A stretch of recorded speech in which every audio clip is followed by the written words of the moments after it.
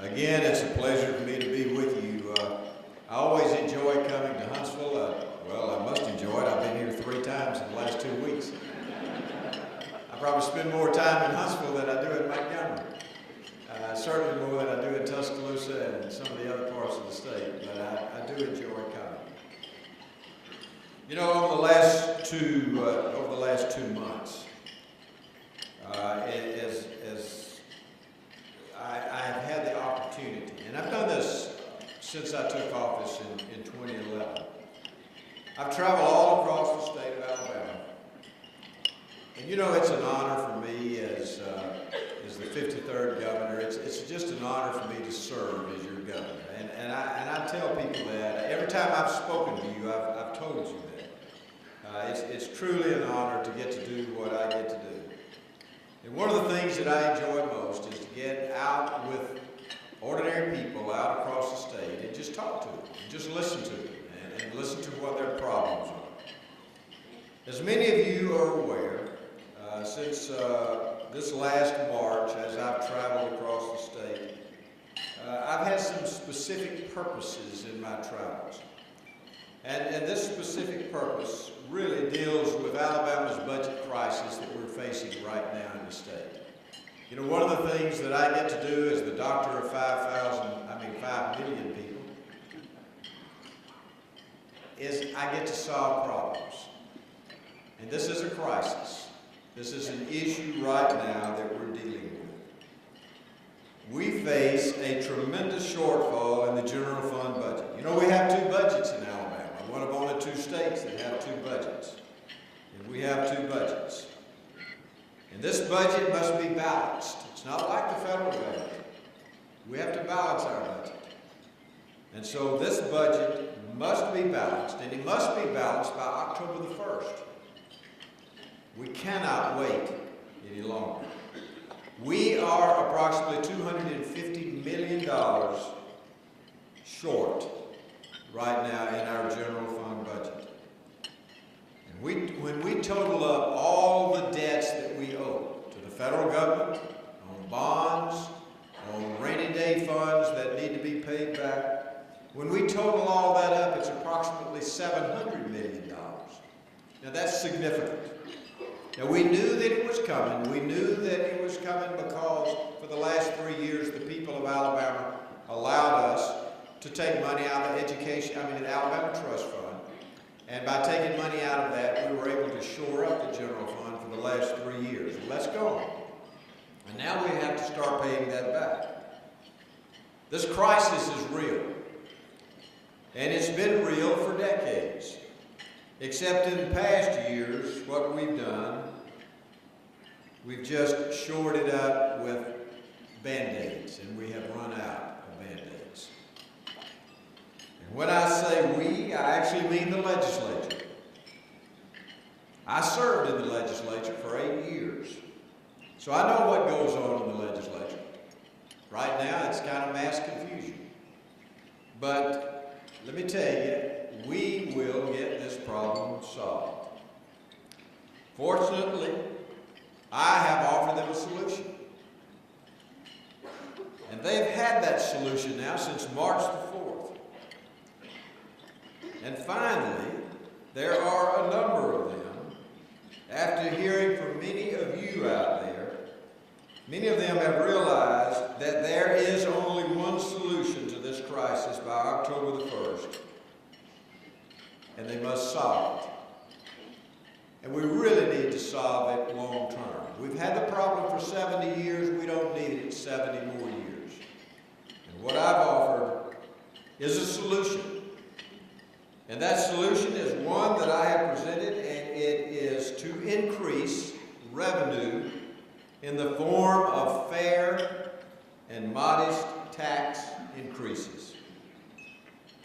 Unfortunately, with only a few days remaining in the regular session, the legislature has failed to act or begin to solve this problem that we face. And we're going to talk about this a little bit more in a few moments. Because we are in a budget crisis, much of our time and attention has been devoted to solving this particular problem. But there have been some significant gains in other areas in this 2015 legislative session. When the legislature began and I delivered my State of the State 2 months ago, one of the top items on my agenda was economic development incentives. And until this year, Alabama's incentives were out of date and 100% based on borrowing money. But I'm proud to say this: we have passed bills that we have needed for years to solve this problem. We have completely overhauled our economic development incentives, including a pay-as-you-go structure that does not use tax dollars for incentivizing businesses until payroll taxes are first received by the state. We have also included incentives for businesses to hire veterans and for rural areas of the state. Now, this is important, folks, because we must continue to recruit and retain businesses in this state. We have already put these incentives into 6 or 7 projects across the state and made offers using these incentives right here that we have passed just this year and I have signed into law. We've been working on this now for about a year to put them into place. Last week, the legislature passed a significant piece of legislation that will reform Alabama's prison system and address decades-old problems, such as overcrowding that have plagued our prison system. Just last week, we saw our legislature pass and restructure our state's community college system by creating a new appointed community college system board of trustees. And we're going to do some consolidation, and we're going to do some regionalization, and we're going to save millions of dollars with our 2-year college system. But I want to brag on our 2-year college system. Let me tell you, they are the backbone of economic development in this state because they do more training than anyone else. And I want to thank them for that. I'm so proud also of one particular bill that I thought up. And we got it passed and I signed it into law this last week. It's called the Fostering Hope Scholarship Bill. It will provide full tuition to a 4-year institution or a 2-year institution or job training for children formerly in the state foster care program. Now, this is significant, folks, for these children. We're also going to allow people who adopt children over the age of 14 to get this same scholarship, even though they will already be in a home. And as we have done since I took office 4 years ago, we're continuing to right-size state government by consolidating and by really bringing agencies together, making them less redundant. And we'll continue to streamline the dysfunctional way that state government manages our property. This will create greater efficiencies and accountability to taxpayers for property, for leases, and for energy uses. By simply doing this, we expect to save the taxpayers $30 million. We're consolidating all of the different state departments that provide work development, workforce development. And we're going to make this a much more efficient system. We're also going to combine our Alabama Career Centers in the Department of Labor so that everything works together under one department. Now, everything that I've just talked about and all of these things we have set out to accomplish having one thing in common. Whether it's creating jobs or recruiting industry, helping foster children to go to college, or continue to work to save taxpayer money, everything that I do for the people of the state of Alabama and to make Alabama an even greater state. We live in a great state. We have some of the hardest working and the most caring and loving people in the whole country. And I'm proud of it. Our people do work hard, and they deserve to live in a state where there is opportunity for good jobs and a good way of life. I want our state to be the best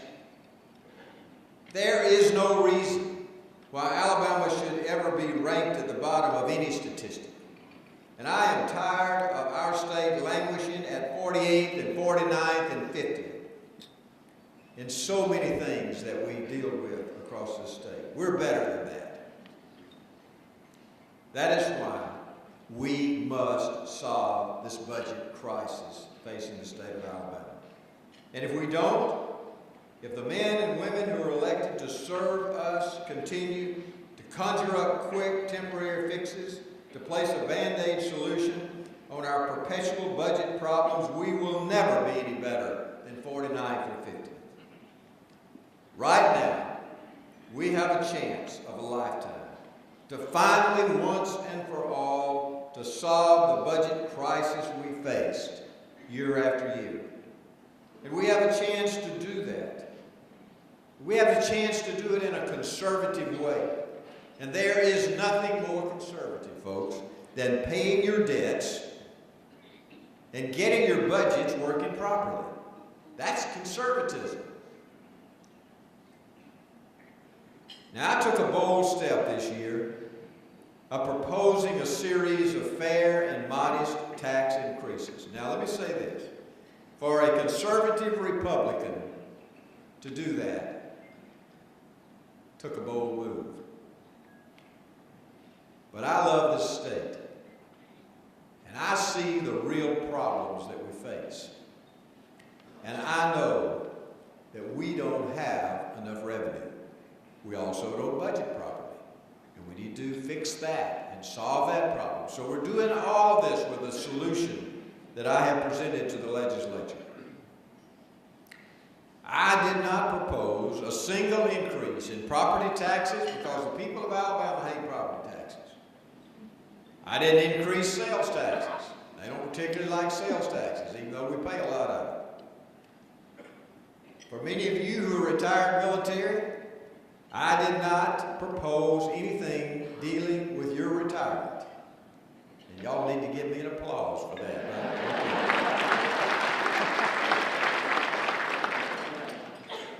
Instead, I proposed that we ask some of the giant corporations in this state to pay their fair share of taxes.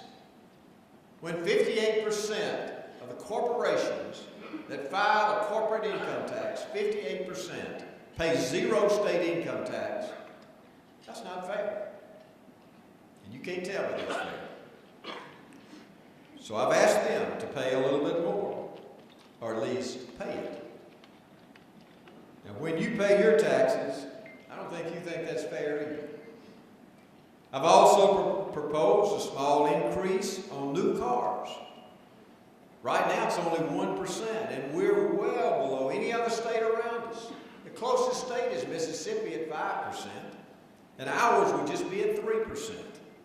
So nobody's going to go across the state line to buy a vehicle. They're going to still come to Alabama to buy it because they're going to save money. We've proposed a rental car tax, very modest. And if we will pass these fair and very modest tax increases, we can raise $541 million in new growth revenue for the general fund. And that will solve this crisis, not just this year, but it'll solve it for years to come. Now, so far to date, the House of Representatives, they have proposed about 35% of what we really need. But I want to say this. That's a step in the right direction because 2 months ago, every one of them said they were against all taxes. So we're seeing some movement on the House side. And I want to thank some of your local officials that I had the chance to meet with this past Friday afternoon. Jim Patterson, Laura Hall, Mike Ball, Howard Sanford, Anthony Daniels, Mac McCutcheon. I had a chance to meet with them this last Friday. And they're on the right side on this issue. And we need to get the Senate on the right side. And so you need to talk to all of your representatives and tell them it's okay and it's conservative to solve your problems. It's okay to raise a tax. Everything that we have, folks, everything that we have in government, everything is supported by taxes. Y'all want new roads up here, and we're building new roads up here. That's tax dollars. Everything that we do. Listen, Huntsville for years has been dependent on tax dollars. A lot of it federal, but it's still tax dollars. We must fund government. If you want services out of the state of Alabama, you have to pay for it. If you want federal services, you have to pay for it. So we have to pay for the things that we want. And I want you to thank your representatives and encourage them and tell them that we have to solve this issue by October the 1st. If the legislature does not raise revenue, there is only one other choice, and that choice is to cut the budget by 20%. We have seen what the legislature would do if they don't increase revenue, and that is what you have heard me talk about this last month, because I want to make sure that they truly understand, and the people, and especially you, understand exactly what will happen if they choose to cut the budget rather than fix this problem. State parks will close. Trooper posts will close. National Guard armories will close. Children will lose their temporary benefits from the Department of Human Resources. The courts will have to shut down many of their days when they're working. And they'll lay off hundreds of workers. If they cut the budget by 20%, this will happen because they are doing it, not me. I'm not doing it. And let me tell you, I'm going to let everybody in the state know who is doing it because I have offered a solution. But let me tell you this, what really matters. It matters that we raise revenue for the general fund so that we can help the most vulnerable citizens of our state. Monday, I was in Mobile, where I had the opportunity to meet with the people who need and use the mental health services that our taxpayer dollars provide.